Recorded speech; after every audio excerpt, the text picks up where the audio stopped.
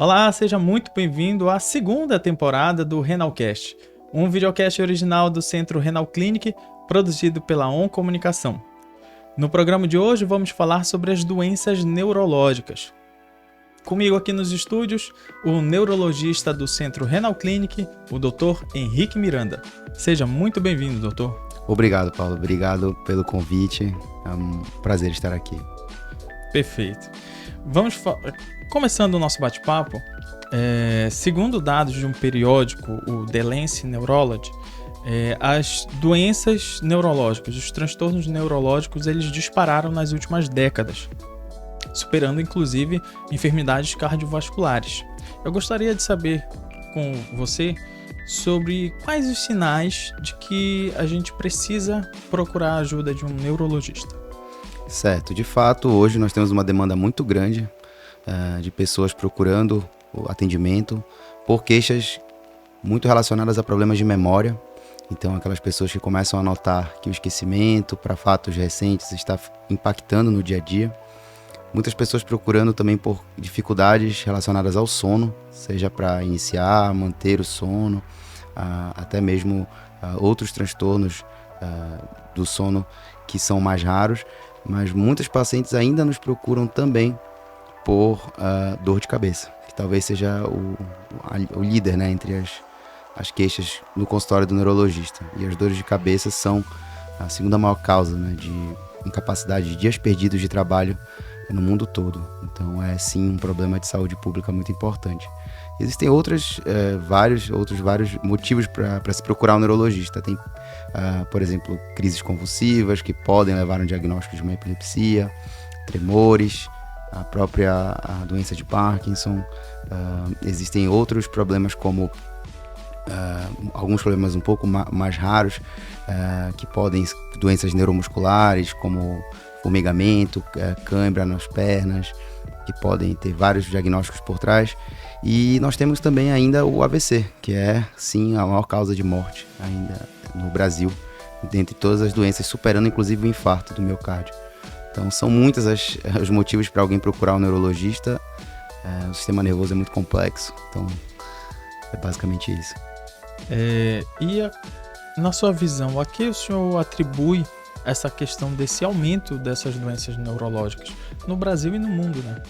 Sim, nós temos um fenômeno global de envelhecimento da população, e com o envelhecimento nós vamos ver as pessoas vivendo mais anos com doenças que antes a gente nem chegava a fazer o diagnóstico. Então, pessoas vivendo muitos anos com doenças como as demências, sendo a mais comum a do Alzheimer, pessoas vivendo muitos anos com Parkinson, então pessoas que vão chegando na terceira idade e tendo também, ainda mantendo problemas que foram iniciados na vida adulta, como alguns tipos de epilepsia. E claro, o fato do envelhecimento ser um dos principais fatores, a idade avançada ser um dos principais fatores de risco para a maioria dessas doenças, bem como para o AVC. Então a gente tem dois fenômenos, o envelhecimento e também um consumo excessivo de alimentos ultraprocessados, industrializados, que a gente sabe que tem uma relação com o aumento do risco de doenças degenerativas do sistema nervoso central, como as demências, e também o aumento da obesidade, o sedentarismo, um estilo de vida, né, cada vez menos ativo da nossa geração. Então isso também leva ao aumento do risco vascular em geral, causando maior número de AVCs, por exemplo. Nas nossas pesquisas, encontrei os dados do IBGE que mostram, né, no último censo de 2022, que mostram que cerca de 16% da população brasileira já tem 60 anos ou mais, né? E isso também, como o senhor bem disse, gera aí essa questão das doenças neurológicas. E eu queria saber com você sobre de que maneira essa população pode envelhecer com mais qualidade de vida, um envelhecimento mais saudável, e de algum modo isso possa ajudar ou pelo menos minimizar a questão dessas doenças neurológicas. Sim, a gente vê que populações que têm uma maior escolaridade, um maior nível educacional, ou seja, mais anos de estudo, são pessoas que têm menor propensão a demências, como a demência do tipo Alzheimer. Assim como populações que têm menores índices de obesidade e maiores índices de adesão à atividade física são populações também com menores riscos de demências e outras doenças neurológicas. O consumo de alimentos com menor quantidade de agrotóxicos também pode ser um fator protetor contra, por exemplo, a doença de Parkinson. Ainda bem que no Brasil os níveis de tabagismo têm caído, diferente de outros países, né? Mas também evitar tanto o fumo ativo quanto passivo e diminuir os níveis de poluição no ar, por exemplo, são também fatores que podem contribuir para diminuir o risco de doenças neurológicas, principalmente degenerativas. E quando a gente fala da principal doença, né, que leva à morte no Brasil, o AVC, que é uma doença vascular, nós precisamos lembrar dos fatores clássicos: obesidade, hipertensão arterial, colesterol elevado, diabetes mellitus não controlado. São todos fatores que, se somados, aumentam muito o risco de o paciente desenvolver AVC, seja na sua forma isquêmica, seja na sua forma hemorrágica. Então, nós ainda vivemos num país em que a hipertensão arterial sistêmica é muitas vezes negligenciado, o seu tratamento é negligenciado, ou os pacientes têm dificuldade de acesso ao diagnóstico, ao tratamento. Então, se a gente for colocar em um resumo, seriam basicamente medidas de um estilo de vida mais ativo, com consumo de alimentos mais naturais e menos industrializados, com menos contato com poluentes, sejam eles na forma de agrotóxicos, poluição do ar, e uma vida mais ativa do ponto de vista de atividades físicas. As pessoas precisam ter uma maior quantidade do seu tempo investido em atividade física, que é sim neuroprotetora. Perfeito. A gente tem aqui no nosso Renalcast um quadro que se chama Dr. Web, que a nossa produção faz uma investigação de mitos e verdades que a gente encontra na internet. A gente sabe que a internet está aí para, enfim, facilitar, mas também muitas das vezes acaba funcionando como desinformação. Sim. Né? Então a gente separou algumas dessas afirmações que a gente encontra na internet para tirar a dúvida aqui com o senhor, tá bom? Bom, a primeira delas diz assim: as doenças neurológicas são sempre progressivas e incuráveis. Certo, isso é um mito, porque, vamos lá, primeira palavra, progressiva. Progressiva é quando uma doença ela não para no tempo, os seus sintomas só pioram com o tempo. E existem doenças que não, que são doenças agudas, são doenças como as meningites, por exemplo, ou como o próprio AVC, que é uma doença aguda, se instala, os seus sintomas se instalam e param de progredir naquele momento. E o outro termo incurável é quando você não tem um tratamento que faça com que os sintomas regridam, né? E se você for parar para analisar, existem doenças que são curáveis na neurologia, como eu falei, as doenças infecciosas, por exemplo, são curáveis, mas quando a gente entende cura como apenas a reversão dos sintomas, praticamente não há doenças na medicina que sejam curáveis, exceto as infecciosas. Hipertensão arterial sistêmica não é curável, diabetes não é curável, mas são tratáveis, e cada vez mais nós temos tratamentos que fazem com que as doenças ou impactem menos na vida do paciente, através da melhora da qualidade de vida pelo controle dos sintomas. Veja isso, por exemplo, na doença de Parkinson, na enxaqueca, que a gente tem tratamentos realmente que levam a qualidade de vida do paciente a ficar muito melhor. E nós temos doenças como a esclerose múltipla, que cada vez tem melhor controle por tratamentos que são cada vez mais inovadores, mais direcionados a alvos específicos, com menores efeitos colaterais. Então, embora não tenhamos uma cura do processo, nós temos um controle tão bom que o paciente pode viver como se não tivesse a doença. Então, se a cura, na verdade, for entendida por ter uma vida muito boa, sem impacto da doença, a gente tem muitas doenças na neurologia que cada vez mais a gente consegue ter essa remissão, digamos assim.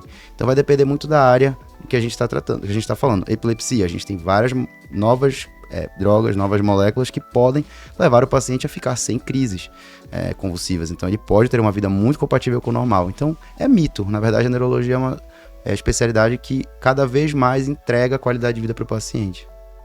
Perfeito. E isso tem um pouco relacionado com uma outra afirmação, que diz assim: uma abordagem multidisciplinar, ela é muitas vezes necessária para o tratamento eficaz de distúrbios neurológicos. Isso é muito verdade.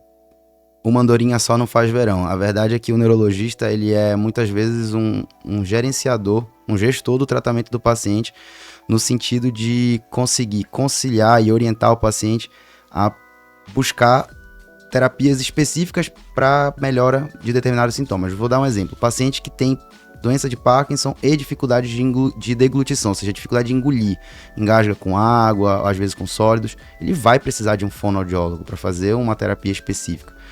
O mesmo paciente, por exemplo, quando começar a ter incontinência urinária, por exemplo, ele vai precisar de uma fisioterapia pélvica, por exemplo, direcionada para isso.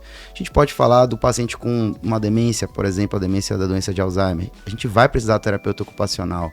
Ele vai ajudar muito a adaptar a rotina do paciente, aquelas limitações e principalmente a estimular, a fazer uma estimulação cognitiva para que ele possa preservar ao máximo as funções cerebrais.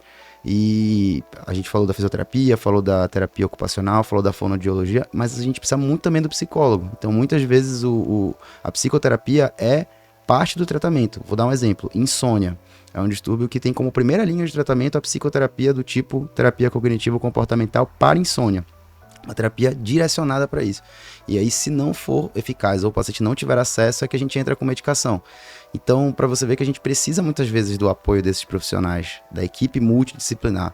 Isso vale para quase todas as patologias que a gente trata. Então, sim, é preciso ter um time, é preciso trabalhar em equipe. E de que maneira só fazendo um adendo a essa pergunta, de que maneira a gente tendo esses profissionais, ou a maior parte desses profissionais em um mesmo ambiente, ele vai contribuir talvez para uma aceleração dos resultados, por uma melhor identificação e avanço desses profissionais? Eu resumiria essa resposta em diálogo. Eu acho que quando a gente consegue dialogar o médico com o terapeuta ocupacional com o fonoaudiólogo, psicólogo, fisioterapeuta, isso faz com que aquele paciente seja visto sob a ótica de vários profissionais que estão sintonizados. Se você tiver um time que trabalhe junto, próximo, que possa trocar informações acerca daquele paciente, é quase como se ele estivesse sendo visto ao mesmo tempo por todos. Então isso facilita muito e é assim que é feito nos grandes centros, né? Assim que a gente tem que buscar fazer em casos como o dos nossos pacientes. Então faz toda a diferença você ter a proximidade e conseguir conversar a respeito de cada paciente para melhor otimizar o tratamento. Perfeito. A nossa última afirmação do Dr. Webb diz respeito aos distúrbios de sono. Diz assim: distúrbios do sono podem ter origens neurológicas. Sim, é verdade.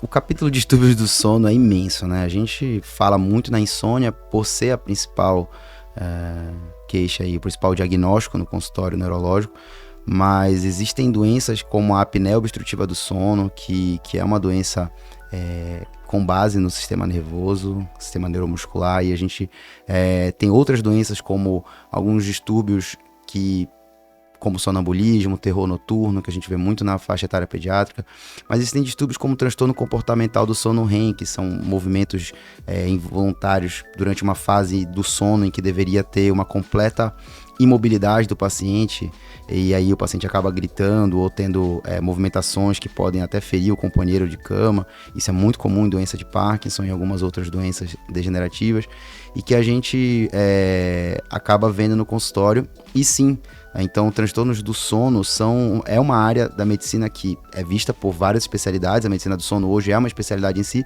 mas que está dentro também do capítulo de neurologia, assim como alguns profissionais otorrinolaringologistas também vêm, alguns pneumologistas também se dedicam a essa área. Mas sim, as doenças do sono são uma área que é contemplada pela neurologia clínica. Então, você tem um impacto emocional, um impacto físico, um impacto cognitivo de alguns distúrbios do sono que precisa ser gerenciado pelo neurologista. Bom, doutor, voltando ao nosso bate-papo, alguns estudos e pesquisas mostram que um público mais jovem, na faixa etária de 30 a 40 anos, começa a ter preocupações com lapsos de memória constantes, né? E acabam pensando, enfim, se preocupando, achando que é uma doença mais grave, como o Alzheimer, por exemplo, né? Ainda que a gente saiba que a faixa etária seja mais elevada. E aí eu queria saber do senhor, quais são as causas? Existe alguma causa neurológica aparente para esses lapsos ou perdas de memória? De fato, é muito comum receber pessoas nessa faixa etária entre 20 a 40, 50 anos, uma faixa etária da população economicamente ativa, pessoas que estão trabalhando, tendo aquela rotina dividida entre a função de pais, né, mães e trabalhadores, e às vezes até cursando algum outro pós-graduação, ainda uma graduação, e trazem pra gente essa queixa de, doutor, eu não consigo me lembrar o que eu li ontem, ou eu tô perdendo objetos com muita frequência, não sei onde deixei meu celular. Quando a gente conversa a fundo, muitos desses casos têm causas multifatoriais, e aí a gente pode listar algumas delas.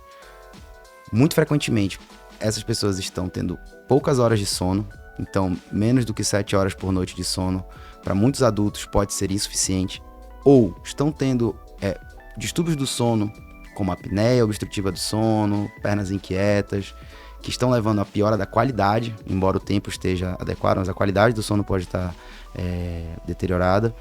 Mas muitos estão ainda precisando ser diagnosticados com transtornos como ansiedade e depressão. É muito comum.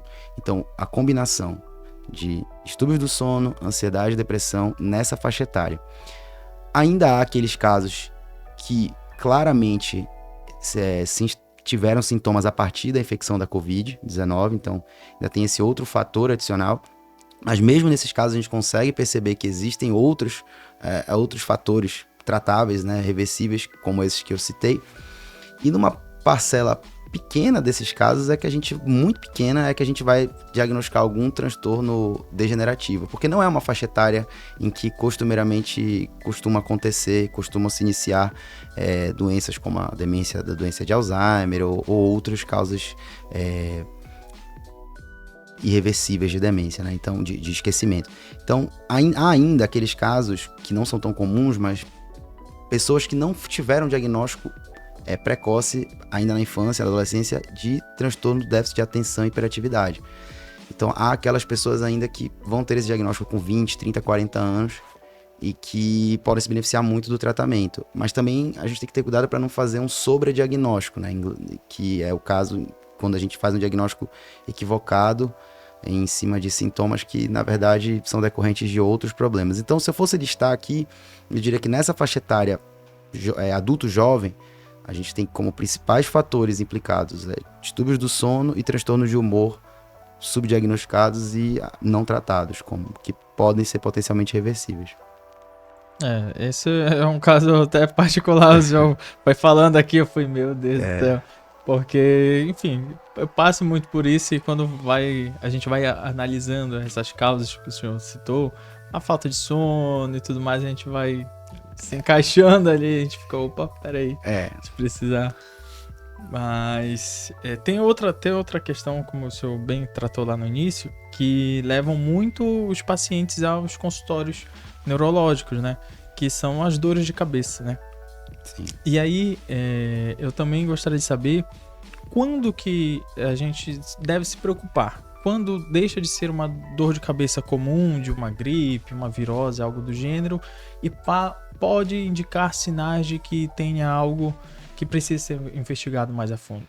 Certo, essa é uma ótima pergunta. Todo mundo em algum momento da vida vai ter alguma dor de cabeça, como você falou, pode ser relacionado a uma gripe, dengue, por exemplo, enfim, dormir mal, consumo excessivo de álcool, ok. Mas o problema é se isso se torna recorrente. Então, se você começa a perceber que está tendo que recorrer a analgésicos praticamente todos os meses e você está tendo impacto na sua vida, como perda de eventos, a dificuldade de atenção, você está percebendo que a dor de cabeça está sendo acompanhada por outros sintomas, como enjoo, até às vezes vômitos, dificuldade de se manter em ambientes iluminados, com muitos ruídos, isso pode ser sinal de... São sintomas compatíveis com enxaqueca, por exemplo. E a gente tem outros sinais de alarme que são ainda mais preocupantes, é quando o paciente tem dor de cabeça junto com febre, né? Ou quando o paciente tem uma dor de cabeça que é a pior dor da vida, ou ainda quando ele percebe uma clara diferença entre estar deitado ou de pé.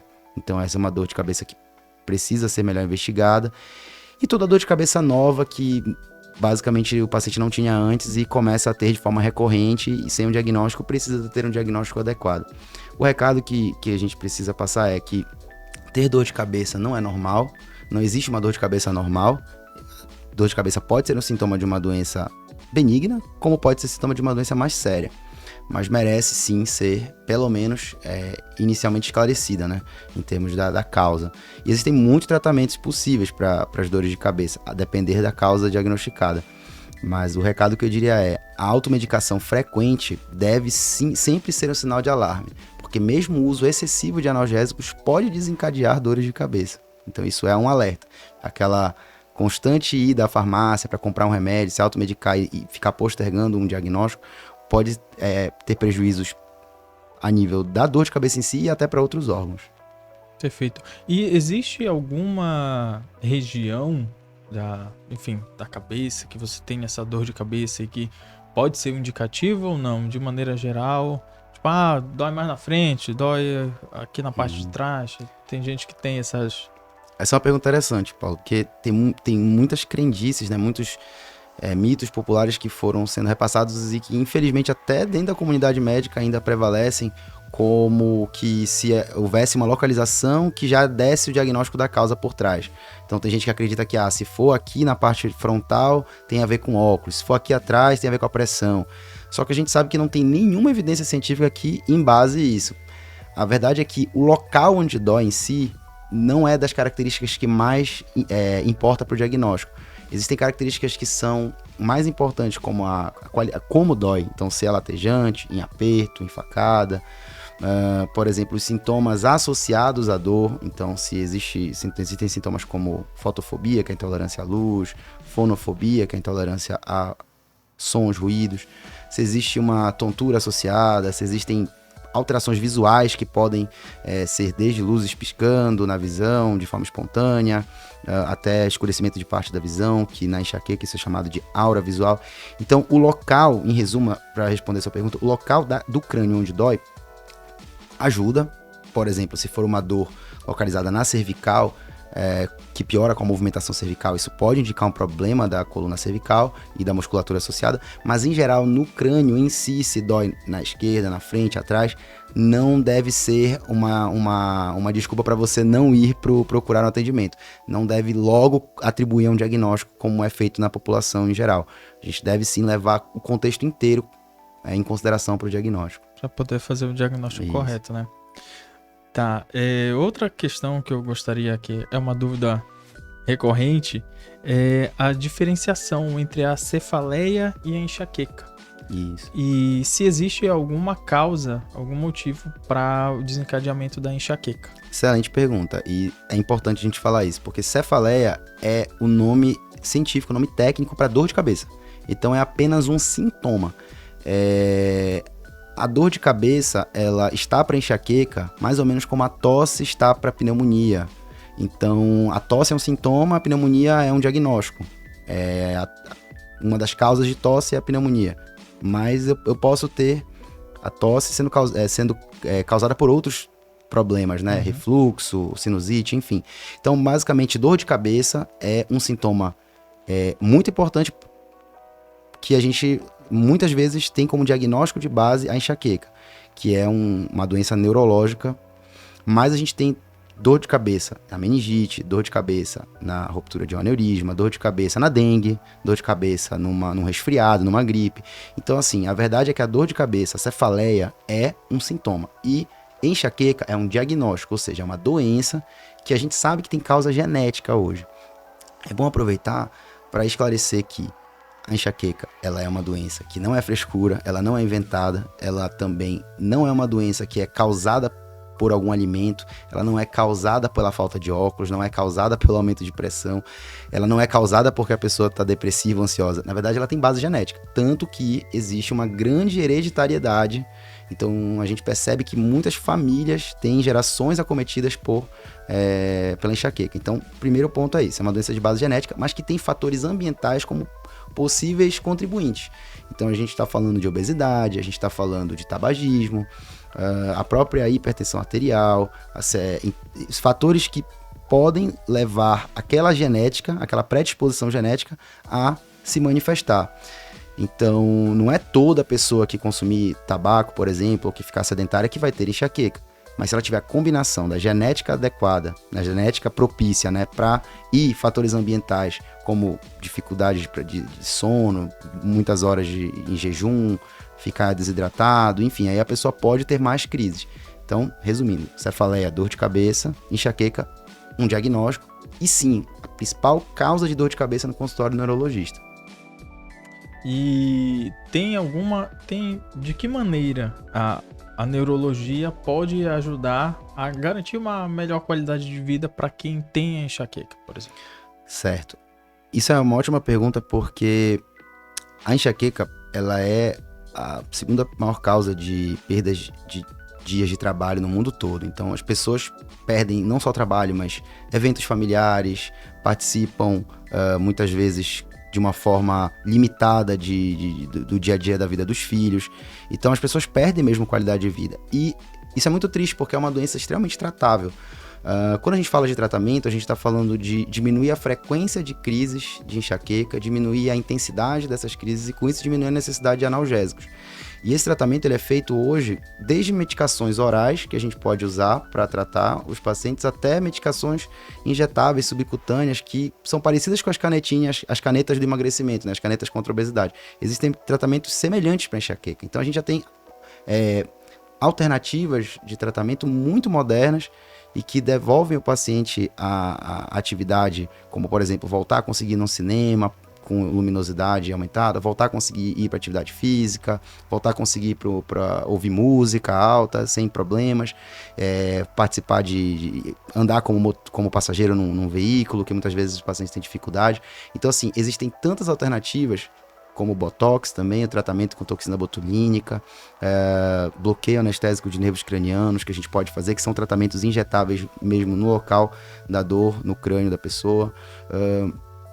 E sempre estimular medidas de estilo de vida, mudança do estilo de vida, como adesão à atividade física regular, sono adequado, tratar a parte psicológica da pessoa, fundamental. Então a gente tem que fazer um verdadeiro conjunto de medidas, mas existem muitas possibilidades. Então viver com enxaqueca hoje assim, a gente não precisa viver com enxaqueca, dá para você tratar porque tem muitas alternativas. Doutor, retomando um pouquinho sobre a pesquisa feita pelo The Lancet, essa pesquisa foi feita em cerca de 190 países e ela mostrou assim, que o acidente vascular cerebral ele é a principal causa pela perda de anos de qualidade de vida. Um dado até me chamou a atenção por conta que somente no ano de 2021 eles estimaram que essas pessoas com AVC perderam cerca de 443 milhões de anos de vida saudável, de qualidade de vida, né? E aí eu queria perguntar para o senhor se tem alguma maneira de como prevenir o AVC. Sim, de fato o AVC é uma doença que pode ser devastadora e, por ser uma doença muito relacionada a aterosclerose, e eu vou traduzir esse termo, aterogordura, esclerose e endurecimento. Então, endurecimento de vasos sanguíneos relacionado ao acúmulo de gordura. Então, é uma doença, na sua natureza, muito parecida com o infarto agudo do miocárdio. Então, a gente está falando de uma doença relacionada a colesterol alto, relacionado a níveis altos de glicemia, então diabetes, mellitus, níveis altos de pressão arterial, obesidade, sedentarismo, consumo excessivo de sal, né, consumo excessivo de alimentos ultraprocessados. Então, ou seja, está muito relacionado com o estilo de vida. Um estilo de vida com menos atividade e com maior consumo de calorias e principalmente calorias de baixa qualidade. Então, quando a gente fala de prevenção, a gente está falando de oferecer para as pessoas um estilo de vida mais saudável. Isso também a gente precisa lembrar não só do momento acordado, mas também do momento do sono. Ter distúrbios do sono também aumenta a chance de ter doenças vasculares. O tabagismo é também um fator de risco, o alcoolismo também é um fator de risco. Então, são todas as medidas que a gente precisa levar em conta na hora de prevenir o risco de um AVC. Se eu fosse colocar o principal fator de risco, além da idade, mas o principal fator de risco modificável, hipertensão arterial sistêmica, que é com certeza algo que precisa ser monitorizado. E quando a gente fala de prevenir incapacidade, ou seja, o paciente teve um AVC, mas eu preciso prevenir para que ele não perca tantos anos de vida, a gente precisa mencionar que o AVC é uma doença que tem um tratamento agudo muito eficaz, que chega a ser mais eficaz até do que o tratamento para infarto agudo do miocárdio. Mas para isso a gente precisa que os pacientes cheguem à emergência e cheguem até o local onde pode ser oferecido esse tratamento de forma mais rápida possível, porque a janela de tratamento ela é de até um dia, mas assim, o ideal é que o paciente chegue dentro das primeiras 4 horas e meia de tratamento, do início dos sintomas. Então a gente tem que prevenir o aparecimento de fatores de risco, né, para não desenvolver a doença, mas entendo a doença, para prevenir incapacidade, é importante que a pessoa que tenha qualquer sintoma, seja dificuldade de falar, sorrir, movimentar os braços, qualquer sintoma neurológico agudo, precisa procurar um serviço de urgência e emergência para que tenha acesso ao tratamento que pode reverter o quadro.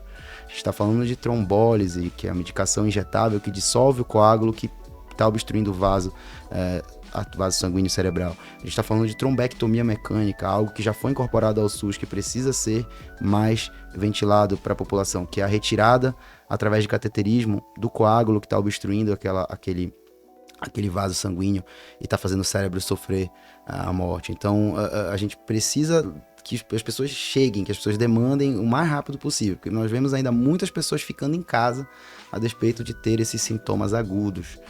Então, prevenção com estilo de vida, mas também lembrar que existe tratamento agudo. Doutor, antes a gente já está chegando na nossa parte final, passa rápido. Sim. Mas eu gostaria de saber, assim, existem diversas especialidades que devem, a indicação é que elas sejam procuradas antes de que algo aconteça, né? De uma forma preventiva. A mesma coisa acontece com a neurologia, ou no caso de que deve-se buscar mediante os sintomas, ou a minha ida, com uma certa frequência ao neurologista, eu consigo, através de exames e checando a questão da qualidade da minha saúde neurológica. Eu diria, Paulo, que é difícil alguém ir ao neurologista e ao final de uma conversa de 30 minutos, 60 minutos, não perceber que na verdade tinha algum sintoma que precisava ser esclarecido. Então, conversando com muita gente que vai ao neurologista como uma consulta de check-up ou como algo preventivo, a gente percebe que tem pessoas que precisam de orientações a respeito do sono, precisam de orientações a respeito, às vezes, de dor de cabeça que negligenciou, que considerou normal, pessoas que têm um histórico familiar, de repente, para alguma doença que a gente precisa investigar. Mas, em geral, o que eu promovo como médico, antes de neurologista, a gente tem que ser promotor de saúde e promover educação em saúde. Então, às vezes, a gente pode não ter uma molécula, um medicamento específico que vá prevenir um Alzheimer, que vá prevenir um Parkinson. Infelizmente, a gente não tem essas moléculas. Mas educação em saúde também é prevenção. Então, você conversar com o paciente sobre como anda o sono dele, conversar sobre saúde mental, às vezes a gente conversar sobre queixas como tristeza, preocupações excessivas, conversar sobre como anda o tratamento de pressão alta, diabetes, enfim, ter uma conversa no sentido de saúde global, atividade física, orientação, isso pode promover saúde, pode prevenir doenças no futuro. Mas eu queria aproveitar essa tua pergunta para fazer um alerta até contra medidas que parecem ser preventivas, mas que podem ser deletérias, como consumo sem indicação alguma de substâncias que são ventiladas como promotoras de uma melhor performance cerebral, que se vendem às vezes sem prescrição em farmácias, suplementos desnecessários, aqueles sachês que melhoram a cognição, então, enfim, qualquer daquelas vitaminas para o cérebro.